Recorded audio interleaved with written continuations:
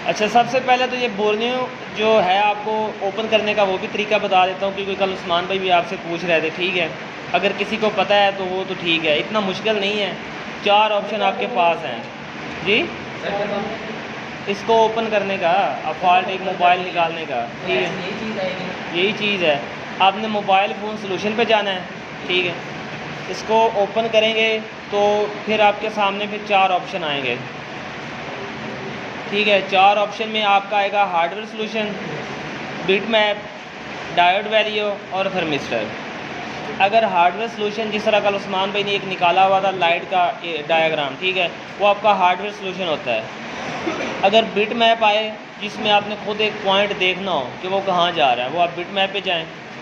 तो एक उन्होंने एंड पे निकाला था सिग्मेटिक्स, जिस चीज़ का उन्होंने ये भी कहा था कि अभी आप इस चीज़ को ना ही देखें तो अच्छी है बात है। ठीक है, तो वो आपका ये नीचे 2 नंबर पॉइंट पे सिग्मेटिक्स एंड सर्विस मैनुअल है। ठीक है, फ़िलहाल जो हमारा लेक्चर है वो हार्डवेयर सोल्यूशन के ऊपर है। मैं इसको जैसे मैंने इस पर क्लिक किया तो आगे ये आपके मॉडल आ गए। ठीक है, सारे Oppo, Vivo, Infinix, Tecno, iPhone जो ने भी आजकल आपके मार्केट में है सारा कुछ इधर है। उसके बाद मैंने हुआवे कंपनी का एक मॉडल ओपन किया है, Honor 8C। ठीक है, Honor 8C को ओपन करके ये आपके सामने उसके फॉल्ट आए हैं। ये आपके सामने जो PDF फाइल है ना, जिसमें आपका बैक कैमरा है, चार्जिंग है, कंपोनेंट नेम है, CPU वोल्टेज है, फिंगरप्रिंट है, फ्रंट कैमरा है, LCD लाइट है, LCD है, माइक स्पीकर, एयर स्पीकर है, नेटवर्क है, ऑन ऑफ वॉल्यूम है। ठीक है, आपका टच स्क्रीन है, UFS eMMC वोल्टेज है, और एंड पे देखें क्या लिखा हुआ है, वाईफाई, ब्लूटूथ और GPS। ठीक है, इस पर क्लिक करके मैंने एक ये फाइल आपके सामने ओपन की है, जिसमें ऊपर लिखा हुआ है मॉडल हुआवे Honor 8C, आगे क्या लिखा है, वाईफाई, ब्लूटूथ और GPS। ठीक है, उसके साथ ही मैंने इसी मोबाइल का एक कंपोनेंट नेम का फोल्डर ओपन किया। ठीक है, जैसे मैंने उस पर क्लिक किया तो ये आपका सामने आ गया component name, Huawei Honor 8C component name. ठीक है, ये 2 ही चीज़ें हमें फ़िलहाल ज़रूरी थी। ठीक है, इसी को लेके हमने आगे चलना है। तो सबसे पहले आपने जाना है वाईफाई एरिया पे। वाईफाई एरिया का अगर तो आपको पता है फिर तो बहुत अच्छी बात है। अगर आपको नहीं पता तो आपने क्या करना है, कंपोनेंट नेम पे जाना है। आपने साइटों से देखना है कि किसी जगह पे आपका लिखा हो वाईफाई। ठीक है, तो आपने उस आईसी के अंदर चले जाना है।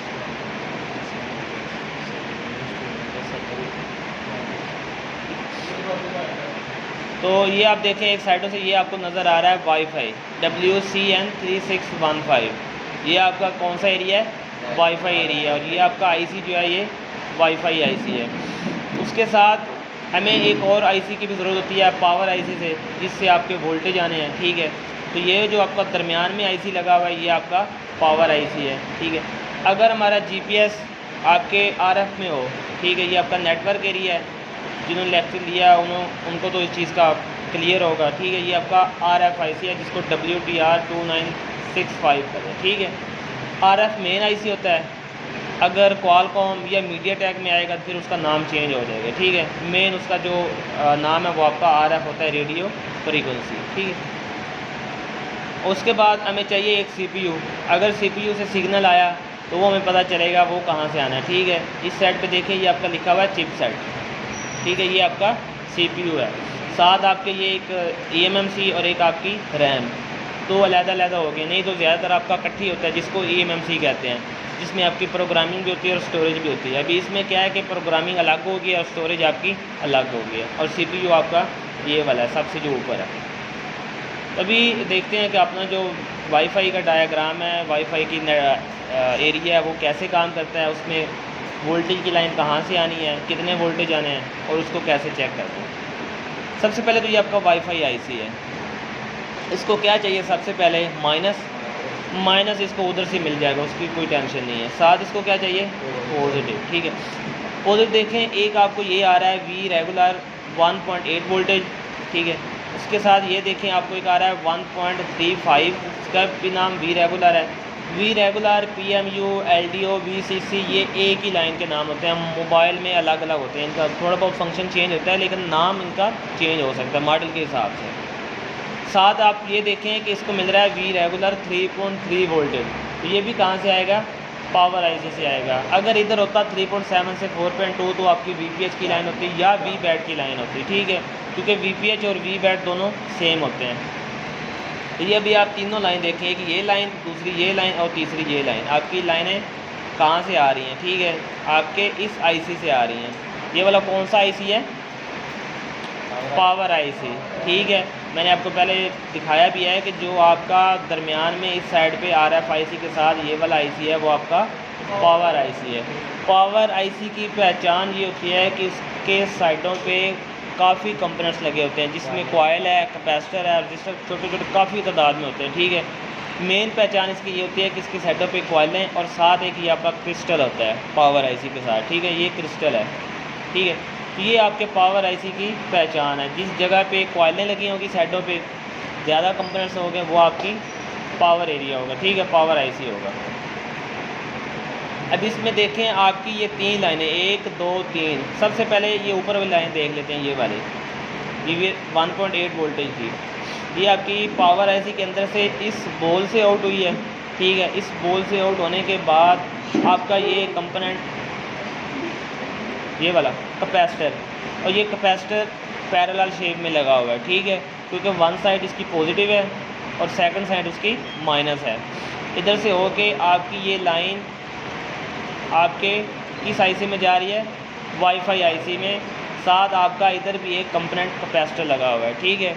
इसके रास्ते में कोई रजिस्टर नहीं लगाई गई, कुछ भी नहीं लगा हुआ। अगर मसला बनेगा तो आपने डायरेक्ट पावर आईसी पे ही जाना है, ठीक है। अगर रजिस्टर लगी होती तो फिर हम उस चीज़ को रिपेयर करने में हमारी आसानी होती है।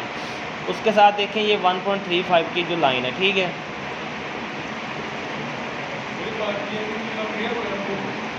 जी क्या कह रहे हैं? हाँ, नाम चेंज हुआ है, कुछ भी नहीं इसका होता है। उसके बाद ये आप देखें कि आपका जो कौन सी लाइन थी, ये 1.3 की, ठीक है, ये इधर से आउट हुई है। आउट होने के बाद आपके इस कैपेसिटर से हुई है, ठीक है। कैपेसिटर से होने के बाद आपकी ये लाइन आपके इस कैपेसिटर पे अटैच हुई है, और इस कैपेसिटर से अटैच होने के बाद आगे दो अलग अलग साइड से इन हो रही है आपके वाईफाई आईसी में। एक तरफ से आपकी ये रजिस्टर लगाई गई है इन सीरीज़ में, ठीक है। साथ आपके फिर दो कैपेसिटर पैरेलल शेप में लगाए गए हैं। कैपेसिटर क्यों लगाए जाते हैं? फिल्ट्रेशन के लिए, ताकि आपका जो डीसी करंट है अगर उसमें एसी के रिपल आ गए तो वो उस चीज़ को ख़त्म कर देता है, ठीक है। और दूसरी तरफ से भी आपके आईसी के अंदर वो इन होगी ये लाइन, ठीक है। तीसरी उसको चाहिए 3.3 वोल्टेज की लाइन, वो भी आपकी कहाँ से आएगी? पावर आईसी से आएगी। तो पावर आईसी से आउट होने के बाद आपकी ये लाइन, ये सारे वोल्टेज पावर आईसी से आउट हो रहे हैं, आरएफ में इन हो रहे हैं। इन और आउट का कंसेप्ट क्लियर करना है, ठीक है। तो ये 3.3 की वोल्टेज की लाइन वहाँ से आउट होके आपके इस कैपेसिटर पे आई है। इस कैपेसिटर से होने के बाद आपके इस कैपेसिटर पे आ गई है। इस कैपेसिटर से आपकी इस रजिस्टर पे आई है, और इस रजिस्टर से फिर आगे एक पैरेलल में आपका कैपेसिटर लगा है, और इधर से होके ये लाइन आपकी वाईफाई आईसी में इन हो गई है, ठीक है। ये तो आपका वाईफाई आईसी एक्टिव हो गया, उसको माइनस भी मिल गया, उसको पॉजिटिव भी मिल गया। उसके बाद अभी अगला काम है इसका वाईफाई और जीपीएस ब्लूटूथ को आगे आउट करना और सिग्नल रिसीव करना, ठीक है। तो इधर से देखें आपके इस आईसी से एक ये लाइन आपकी आउट होके आ रही है, ठीक है। ये रास्ते में कैपेसिटर भी सीरीज़ में लगे हुए हैं, ठीक है। साथ आपका ये भी कैपेसिटर सीरीज़ में है, ये आपका पैरेलल है। क्यों? इसमें आपका सिग्नल है, और सिग्नल की लाइन में कैपेसिटर आपका सीरीज़ में होता है, ठीक है। पैरेलल उस टाइम होता है जब आपका वोल्टेज की लाइन हो, क्योंकि ये डीसी करंट को अपने अंदर से गुजरने नहीं देता, इसलिए ये सिग्नल की लाइन में सीरीज़ में होगा, और जो वोल्टेज की लाइन है उसमें आपका पैरेलल होगा। तो ये इधर से आउट होने के बाद ये आपके इस जगह पे आ गई। ये जो आपको वाइट वाइट नज़र आ रहा है ये आपका बूस्टर है, ठीक है। इस बूस्टर के अंदर आई है, और इस लाइन का नाम भी ऊपर लिखा हुआ है, WLBT वाईफाई ब्लूटूथ है, RF आगे काफ़ी कुछ लंबा चौड़ा नाम लिखा हुआ है। आप इस चीज़ की टेंशन ना लें, ठीक है। कोई ज़रूरी नहीं है ये नाम याद करना, आप सिर्फ ये देखें कि इधर से लाइन आउट हुई है, आपके बूस्टर में आ गई है। और दूसरी तरफ से हमें चाहिए जीपीएस का सिग्नल, ठीक है, कि आपका जो जीपीएस है, अभी उसने जीपीएस खुद नहीं आउट किया, अक्सर ये कर भी देता है और नहीं भी करता।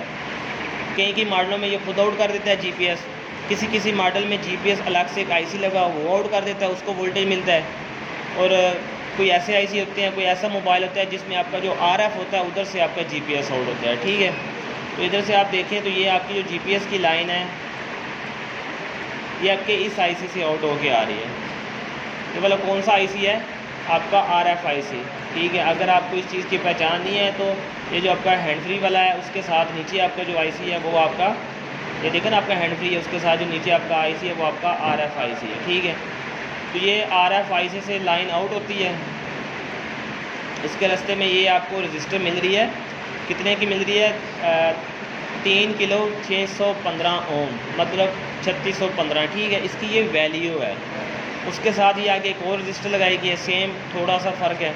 तो इधर से ये लाइन आउट होके आपके एक छोटे से बूस्टर में, छोटे से आईसी में आ गई है, ठीक है।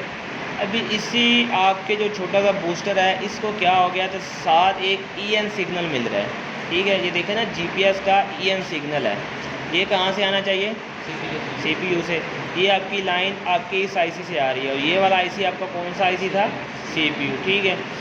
अभी क्या है कि सीपीयू से सिग्नल भी आ गया, साथ उसको जीपीएस का सिग्नल आरएफ से भी आ गया। आगे उसने दोनों सिग्नल को मिक्स करके एक सिग्नल जीपीएस का, जिसको मतलब क्लियर करके ईएन सिग्नल भी लेके और जीपीएस का भी सिग्नल लेके आगे उसने एक आउट करके आपके उस बूस्टर पे भेज दिया, जिस बूस्टर पे आपके वाईफाई आईसी ने ब्लूटूथ और जीपीएस का सिग्नल आउट करके भेजा, ठीक है।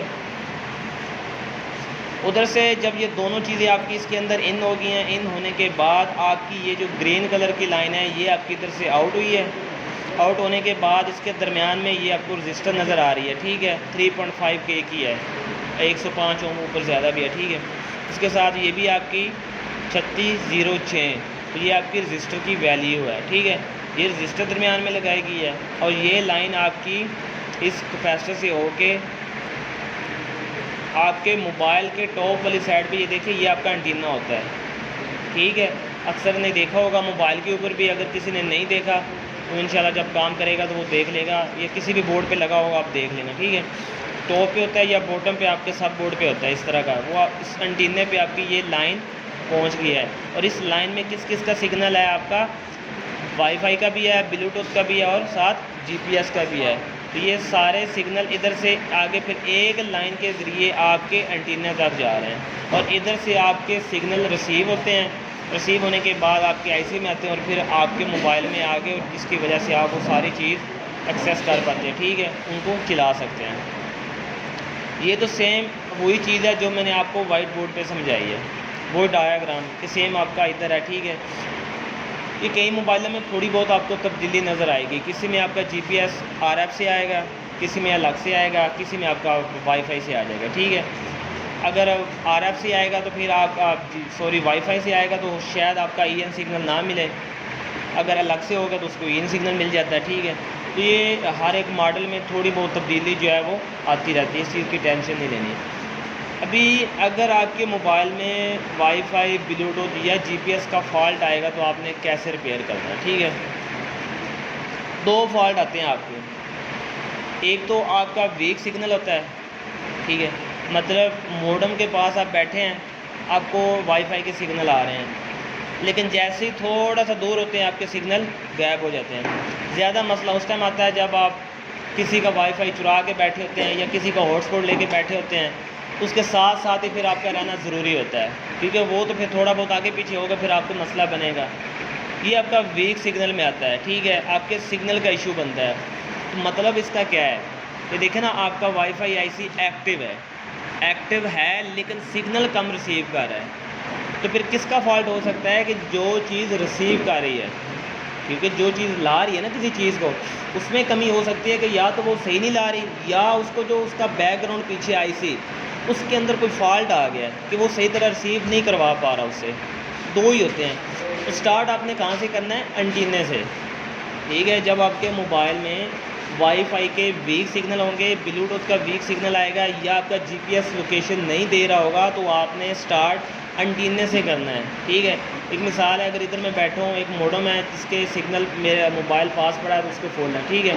जैसे ही वो थोड़ा सा दूर होता है सिग्नल, डाउन हो जाते हैं, और थोड़ा सा यूज़ करें तो बिल्कुल ख़त्म हो जाता है। ठीक है, मतलब आपके वीक सिग्नल हैं। जब इस तरह का सीन आएगा तो आपने क्या करना है, अपने मोबाइल को ऑन करना है।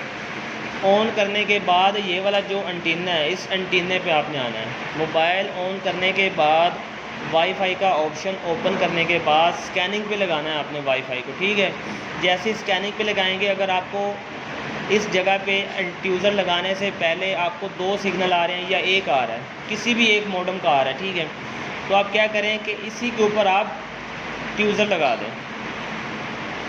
ट्यूज़र पता है ना सबको, आपने इस एंटीने के ऊपर ट्यूज़र लगाना है मोबाइल ऑन की सूरत में, मोबाइल बांधना हो और वाईफाई आपका ओपन हो। ठीक है, अगर ट्यूज़र लगाने से जिधर आपके 2 मॉडेम के सिग्नल आ रहे हैं तो उधर आपके 5-6 हो जाते हैं, मतलब आपके इस एंटीने में फॉल्ट था, आपका एंटीना वीक था। उसको जंपर लगाएं। जंपर लगाने के बाद काफ़ी ज़्यादा तादाद जो वायर की तादाद उसको ज़्यादा करें और मोबाइल के बैग पे रख दें, और बैग पे रखने के बाद मोबाइल को बंद कर दें। ठीक है, बिल्कुल वो तार जो वायर आपने जंपर वाला लगानी वो बाहर नहीं निकालनी, क्योंकि मैंने एक दफ़ा देखा था, एक स्टूडेंट ने जंपर लगाया था, उसने इतनी लंबी वायर ली, जंपर लगाया, वो मोबाइल के बाहर निकाल दी। ठीक है, मोबाइल उन्होंने पकड़ा हुआ तो इतनी लंबी वायर भी उसके साथ थी। ऐसे नहीं करना, उसको एक कॉइल की शेप दे के, कॉइल की शेप जानते हैं ना, इस तरह शेप दे के बैटरी के ऊपर रखना है। बैटरी के ऊपर रखने के बाद फिर आपने वो बैग लगानी है और वो सारा कुछ अंदर ही कवर करना है। जी, वो सॉफ्टवेयर का इशू बनता है। आपका वाईफाई चल रहा है ना, स्कैन हो रहा है, सारा कुछ आ रहा है, उसका आपने पासवर्ड भी लगाया, नहीं हो रहा, या वो आपके सॉफ्टवेयर का इशू बनता है। ठीक है, हार्डवेयर में इशू नहीं है। हार्डवेयर का ये इशू है कि आपके वीक सिग्नल आएंगे, आपने इस जगह से एंटीना इस ट्यूज़र लगाना है, ट्यूज़र लगाने के बाद सिग्नल आ जाते हैं तो अच्छी बात है, नहीं फिर आपने क्या करना है, इसी लाइन के आगे एक एक स्टेप चलते जाना है।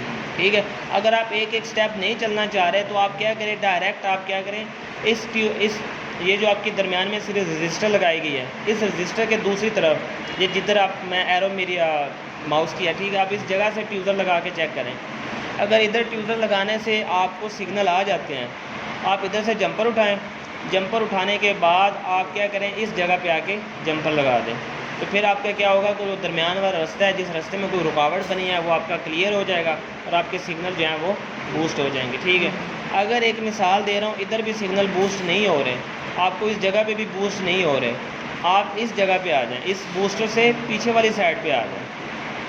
ये जो आपको ग्रीन नज़र आ रही है ना लाइन कलर, ठीक है, आपको माल्टा कलर है तकरीबन थोड़ा बहुत, ठीक है, तो आप क्या करें, इस साइड पे आ जाएं। ये कहाँ से आउट हो रही है, आईसी के इस पॉइंट से आउट हो रही है, तो आप डायरेक्ट इस जगह पे ट्यूज़र लगा के चेक करें। अगर इस जगह पे ट्यूज़र लगाने से भी आपके सिग्नल बूस्ट नहीं हो रहे, फिर इसका मतलब है कि आपके इस आईसी में फॉल्ट है, क्योंकि आपकी लाइन क्लियर है।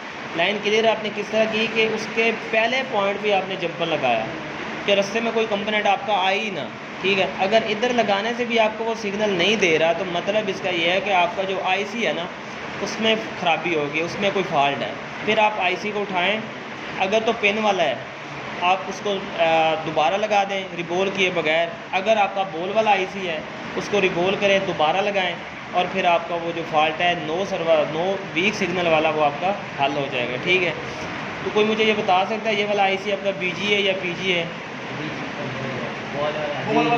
बीजी है, ठीक है, बोल ग्रेटर है, आपका बोल वाला आईसी है, क्योंकि इसके नीचे आपको बोल नज़र आ रहे हैं। ठीक है, और ये वाला आईसी है भी आपका बोल वाला आईसी है, ये भी आपका बोल वाला। ये वाला कौन सा आईसी है? पिन वाला आईसी है, बस ठीक है। उसके बाद ये तो आपका हो गया वीक सिग्नल। अगर एक मिसाल है आपका जो मोबाइल है वो वाईफाई ब्लूटूथ जीपीएस ओपन ही नहीं कर रहा, आप जैसे उस पर क्लिक करते हैं वो ओपन ही होता है। जिस तरह एक चीज़ हो जाती है ना, फ्लाइट मोड पे करें तो डाटा आपका नहीं ओपन होता, वो तो ऐसे ही होता है ना, फ्लाइट मोड करें तो डाटा बिल्कुल ख़त्म हो जाता है, जैसे उसमें जान ही नहीं है। अगर इस तरह का सीन आता है कि आप वाईफाई को ओपन करते हैं, वो ओपन होते ही नहीं है, ब्लूटूथ भी नहीं होता, जीपीएस भी नहीं होता, या इन तीनों में से कोई एक भी, या क्या है कि ओपन होता है लेकिन ओपन होने के साथ उसी टाइम ही बंद हो जाता है, स्कैनिंग वाला सीन ही नहीं होता, तो फिर आपके जो आईसी है उसमें फॉल्ट आएगा डायरेक्ट। ठीक है। फिर आपके एंटीने का फॉल्ट नहीं होगा। एंटीने का फॉल्ट उस टाइम आएगा जब आपके एक आधा मॉडेम का आएगा, 2 आएंगे, 3 आएंगे। जब बिल्कुल मोबाइल को पास रखेंगे तो आपको सिग्नल आएगा, वो आपके एंटीने से स्टार्ट होने वाला सीन है। जब बिल्कुल वो ओपन नहीं होगा या ओपन होने के साथ ही बंद हो जाता है, तो उस टाइम आपने डायरेक्ट आईसी पे जाना है। अभी डायरेक्ट आईसी पे जाने से आपने उसको उठा नहीं देना आईसी को। आपने क्या करना है, उस आईसी की सबसे पहले इनपुट चेक करनी है। ठीक है, इनपुट कैसे आपने चेक करनी है, आपने मोबाइल को ऑन करना है। ऑन करने के साथ इस कैपेसिटर पे आपको कितने वोल्टेज आने चाहिए, 1.8। इस कैपेसिटर के ऊपर कितने आने चाहिए आपके 1.35। और ये वाला आपका जो कैपेसिटर है इस पर आपको 3.3 वोल्टेज आना चाहिए। अगर ये आपको प्रॉपर वोल्टेज आ रहे हैं, ठीक है, और फिर भी आपका वाईफाई ओपन नहीं हो रहा, तो फिर दरमियान में एक ही चीज़ है आपका आईसी। फिर आप आईसी को बदल दें या उसी को रिबोल करके दोबारा लगा दें, तो आपका वो जो मसला है वो हल हो जाएगा। क्लियर? कोई डाउट, कोई सवाल? बहुत इजी है। देखें ना, जो आपकी लाइव क्लास होगी उसमें यही चीज़ होती है, वो आपसे सवाल करते हैं, तो जो चीज़ होती है वो आप बताया करें, खुल के बताया करें। मैं ये नहीं कहता कि मतलब आप नहीं बताएंगे तो कुछ मेरे पे सवाल होगा, वो बात नहीं है। आपका अपना फ़ायदा हो, गलत बताएंगे तो वो आपको सही करके दे देंगे, ठीक है, कि ये आपकी मिस्टेक है।